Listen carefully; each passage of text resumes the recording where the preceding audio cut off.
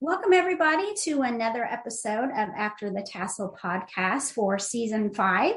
Today, with us is our guest, Cameron Taylor, who is a 2014 graduate of Westminster.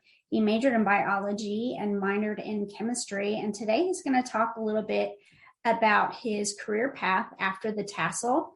So, Cameron, thank you for joining us today. We appreciate you sharing your time with us. So, I'm just going to get right to it and ask you, what have you been up to since you graduated in 2014?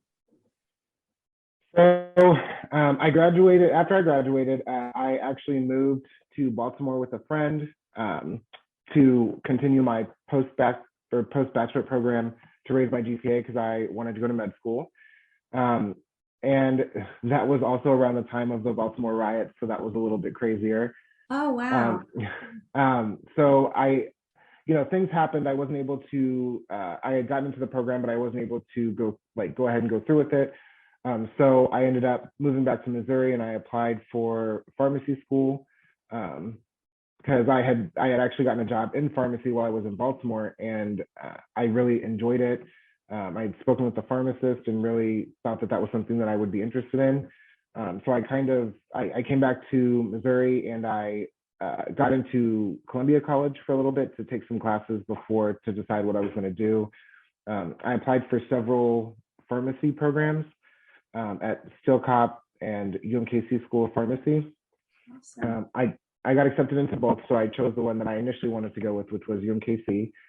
And then I completed some coursework at Columbia College for the prereqs, and I got into pharmacy school. And then I actually just graduated in 2020, and I was fully licensed by August.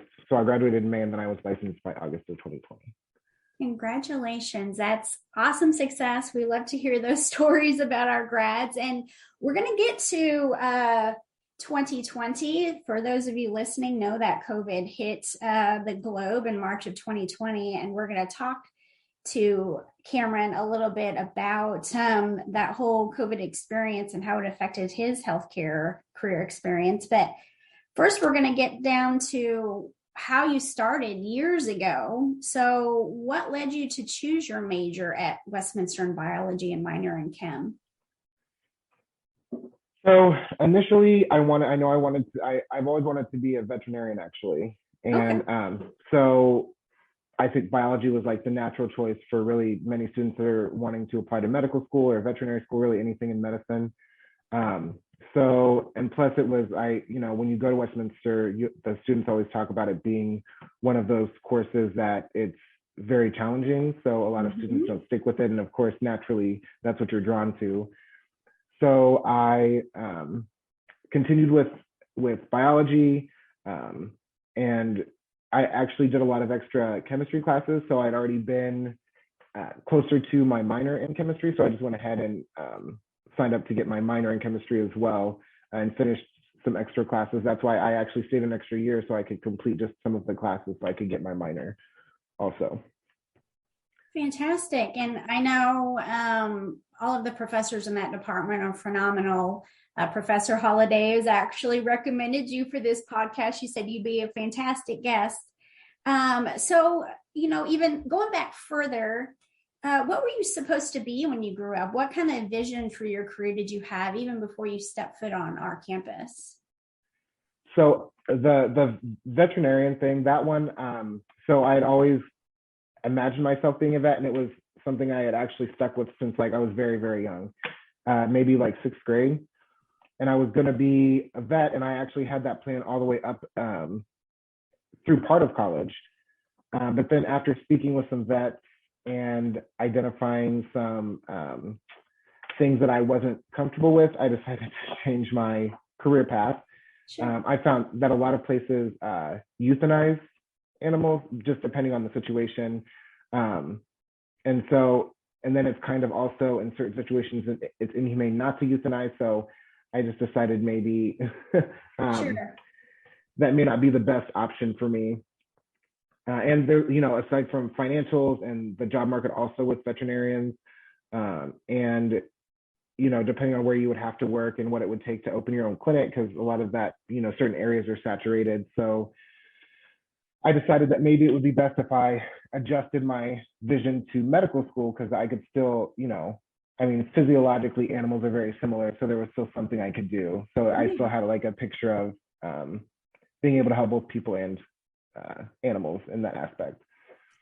Well, I applaud your willingness to look at the pros and cons of the industry because I've heard of the same things within the veterinary field, but it sounds like you did very due diligence and really researching that and speaking to vets, which is exactly what we want our listeners to do, is to go out there and really do that informational interviewing and seeing what it's really like in the field, because you're going to get a range of experiences. So hats off to you for doing that. So as far as your time in college here at Westminster, who was the most influential person to you? So I will say the person that recommended me, Dawn Holiday. Yeah. She was wonderful. She's always professional. She is just a well of knowledge, and I could always ask questions and get like very well thought out answers. If I was having an issue, sometimes it wasn't necessarily something that I would just go to my advisor about. I always felt comfortable talking with her. And then, taking her classes as well. They were the classes that I got most benefit out of, most of the information, a lot of the anatomy classes. And I would have to say she was one of the people that, like, you can just tell she knows exactly what she's doing.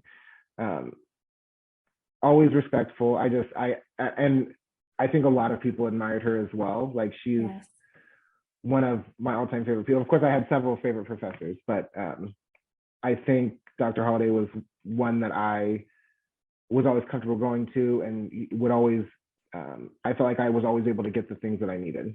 Yeah. Well, while you were in school, like you said, you were influenced by a number of professors, but especially Dr. Holiday. Did you have any off-campus experiences, like internships or any experiential learning that helped you build your resume so that you could get into pharmacy school? So I tried. It was a little bit more difficult because I was also paying for things on my own. So I had a full-time job as well on top of college, which made things a little bit difficult to try to get extracurricular activities in. I did do I had joined an organization we had created at the school. It was called the World Health Empowerment Project. And so I had done some things with that group of people as well, where we had done like volunteer work at the VA hospital in Columbia.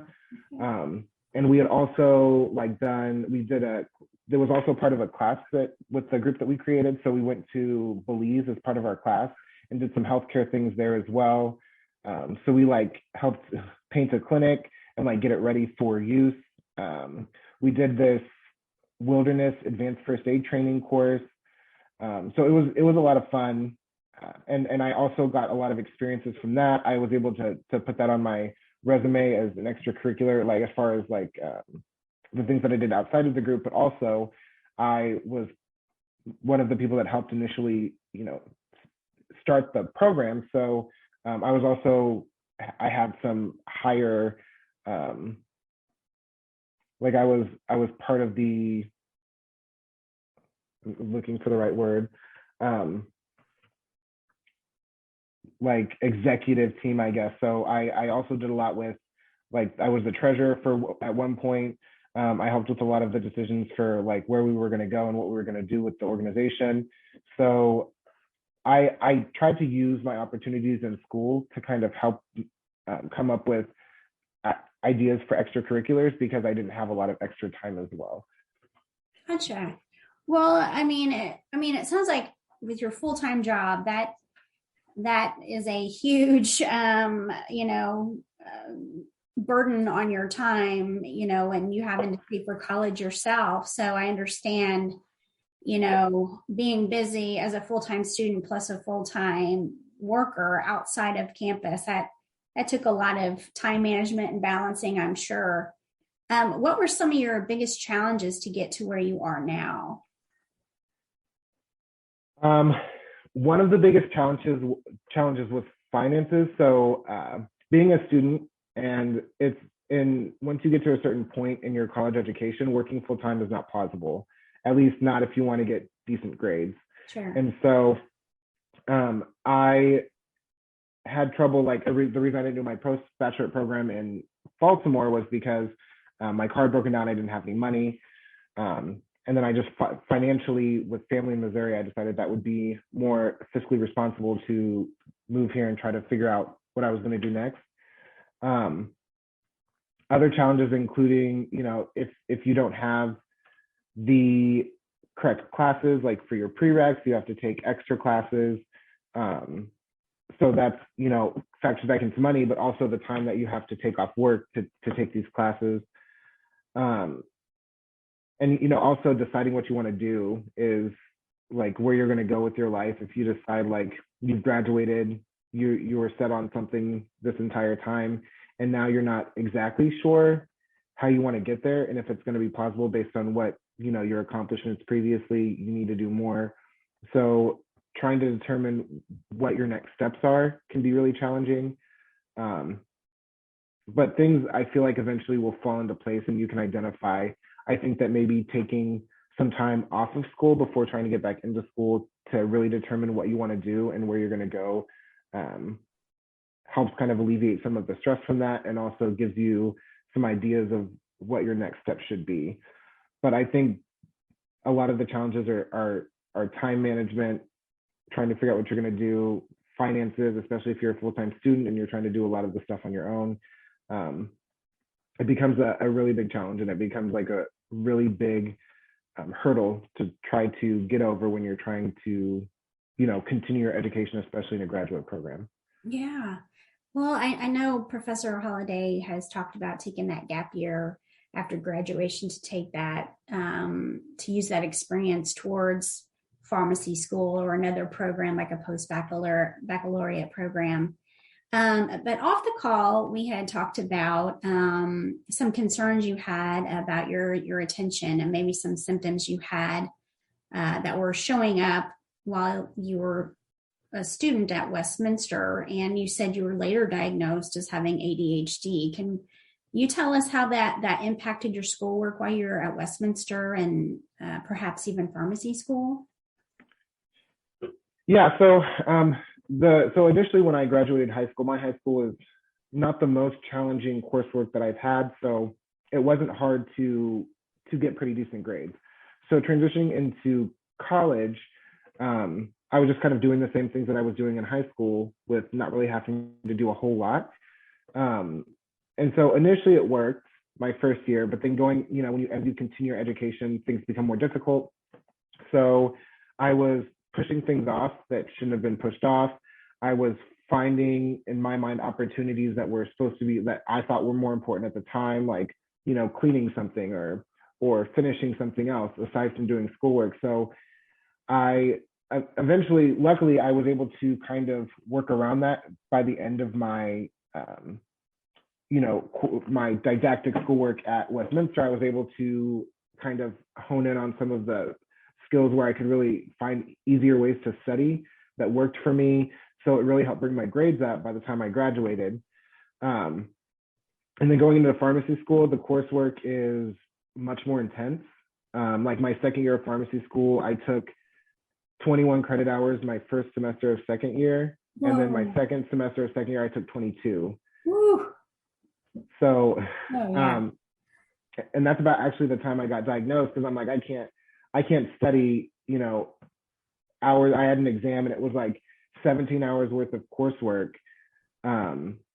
that I was never going to get through in one night. And I waited to the night before because I procrastinated because there were so many other things going on and so many things in my mind that were more important. So I decided to get tested because obviously what I was doing, Westminster is challenging, but pharmacy school is even more challenging at this point. And I decided to just make sure that there was nothing I was missing. I decided to get tested for ADHD, and it turned out I was diagnosed with ADHD after doing some tests with MU. And so once I was diagnosed and I actually sought treatment, it really helped me focus. I was able to start on things a lot earlier. I wasn't trying to procrastinate. I was able to focus on the things that mattered instead of everything that was going on. And I think that there's a lot of people that aren't diagnosed or, maybe misdiagnosed. And so they are constantly going through this struggle and with the proper treatment that may not be necessary. So I think that this diagnosis and being able to really focus and get through, the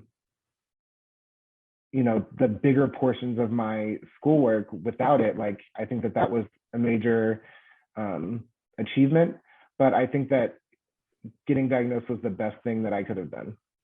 Yeah, I was going to say, it sounds like the pharmacy school was just kind of, the perfect storm. You had all of these hours and the coursework was challenging. And you found, at the end, oh, goodness, I don't think I should have been taking these measures or made these decisions, until the night before an exam or something like that. And that was probably what made you want to go get tested. And goodness, and now you have this diagnosis, and you said you're using your medication and it helps you a lot. So I hope there's some listeners out there that if they feel they're symptomatic to go to our wellness center on campus. They can refer you to another clinic who can run diagnostics and do their testing. What were some of the symptoms? You talked about the procrastination, but were there any other symptoms that showed up that you maybe later realized, oh, that could have been a sign to me? Yes. So I think that a lot of professors at Westminster will also agree with this. But so when I get overstimulated, I cut people off. And that's one of my main characteristics is if I know the answer to a question, I get very excited about it. I absolutely know this. I will cut it off before even the end of the question. I will answer questions without, identifying myself that I have the answer to the question, raising my hand or whatever, however you're identified as someone who to be called on. So I would either blurt it out, I would cut people off, and that I then realized that was part of it as well for me was those types of things had occurred pretty much my entire life. So not only the medication, but also being more cognizant of that when I speak with people and when, I'm discussing things. Of course, it still happens every once in a while, but I identify that and help reduce the occurrence. But that was also a problem that I think a lot of people, more people than they should have, actually dealt with it instead of identifying it. So once that was brought up and I was able to identify that as one of my issues as well, I think that was also something that I worked on mentally and, medically. I'm glad to hear that you got the diagnosis and you're on your way to,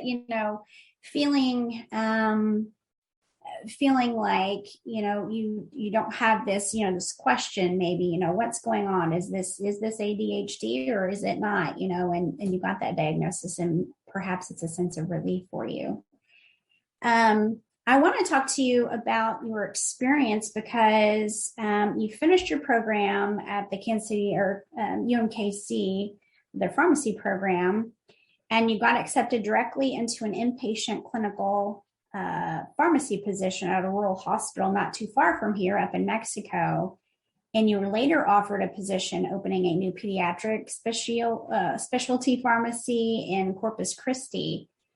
You said pediatrics was initially your career of choice. Tell us, why was pediatrics your gig? Why was that interesting to you?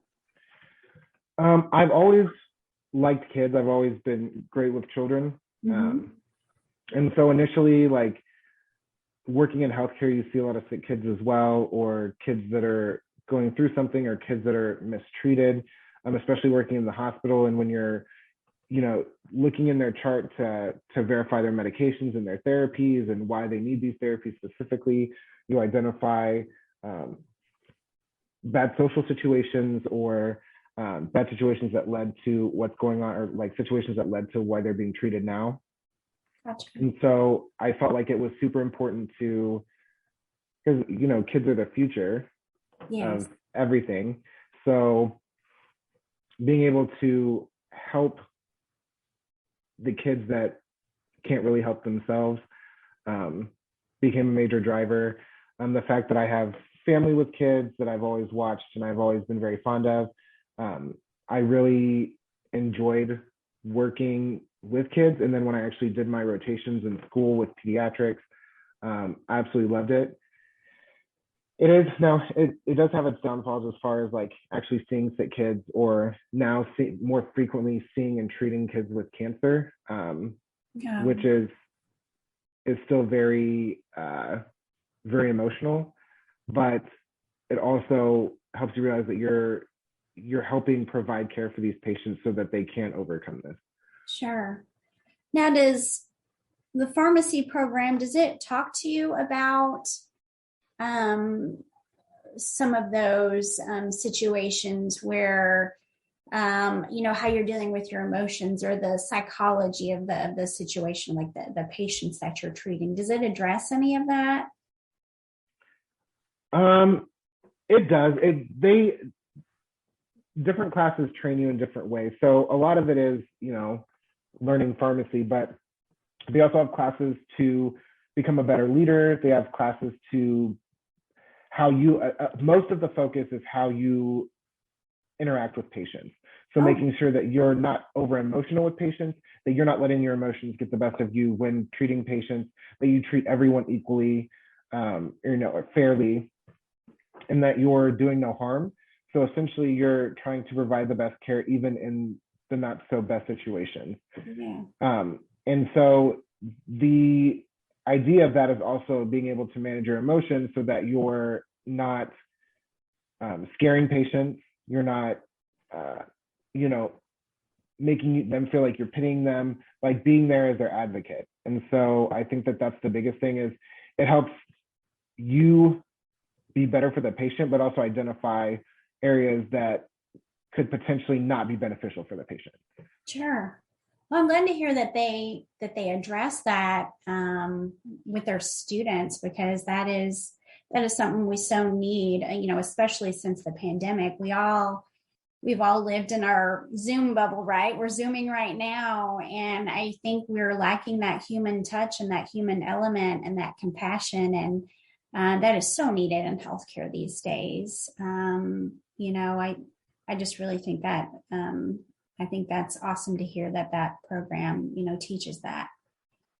So last question, I want to talk about COVID because you said you wrapped up that program in April of 2020. That was right after COVID, really hit the globe. So tell us how has COVID impacted pharmaceuticals or the healthcare industry for you, at least in your position? So when COVID first hit, I was still a student. I had finished my last rotation in April of 2020. March, things kind of started getting really hit or miss. Like a lot of diagnoses were happening. So people were getting diagnosed with COVID more frequently.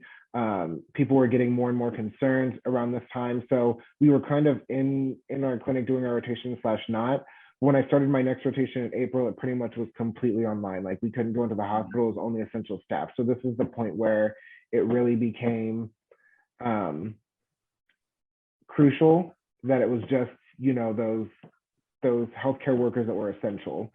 So students really weren't allowed in the hospital, which impacted my education, I feel like, but at the same time, completely understandable because you don't want to put more patients at risk.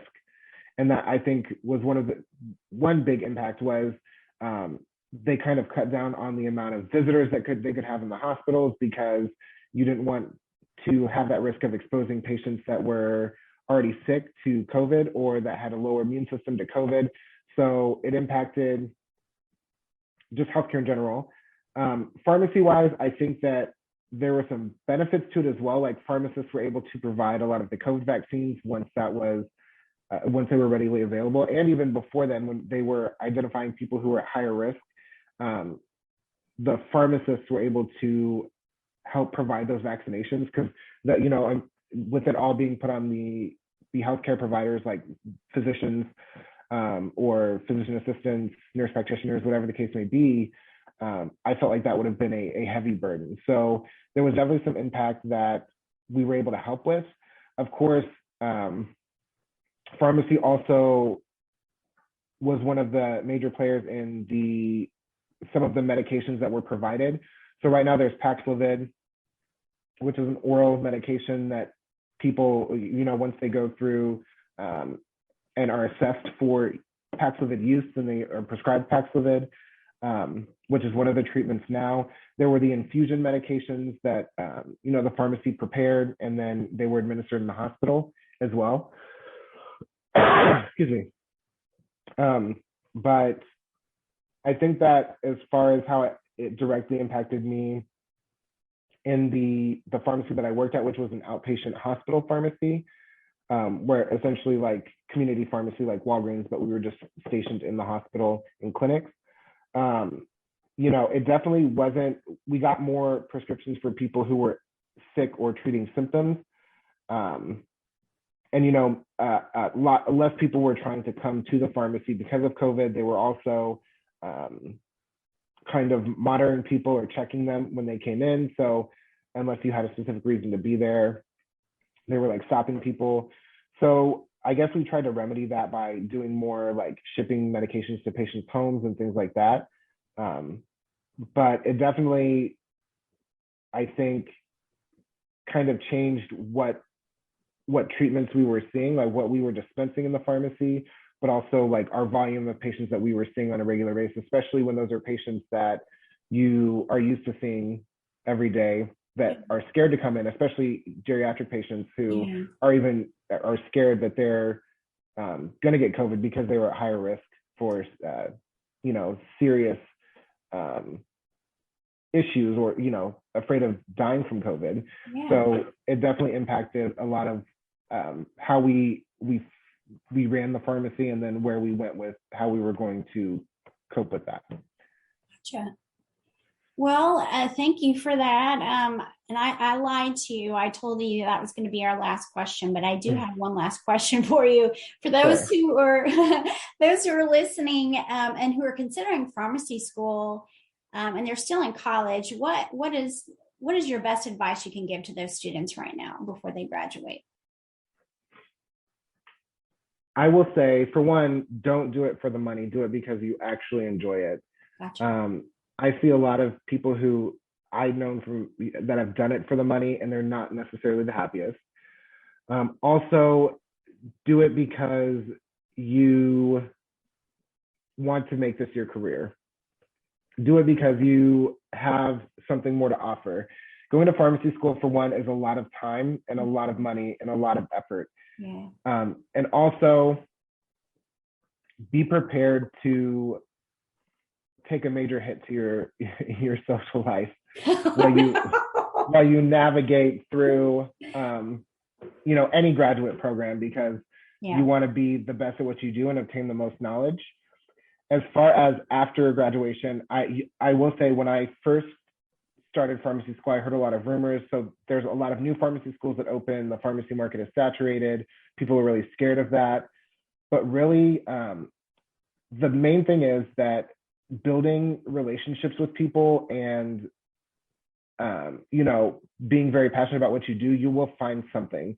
I was lucky enough to get offered a job and then another job directly after pharmacy school, and I didn't really have to worry about a lot of the situation with worrying about what I was going to do for a job.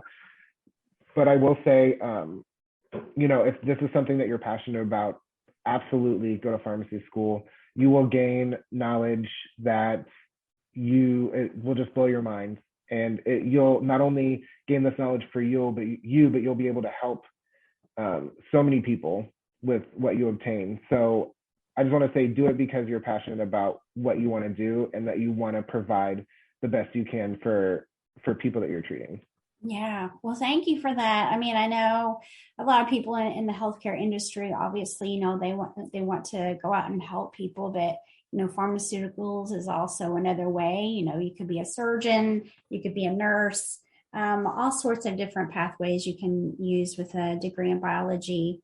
at Westminster. So, and I will say pharmacy is so multifaceted that you can do so many different things with it. It's not just working in a community pharmacy. You can be a clinical pharmacist.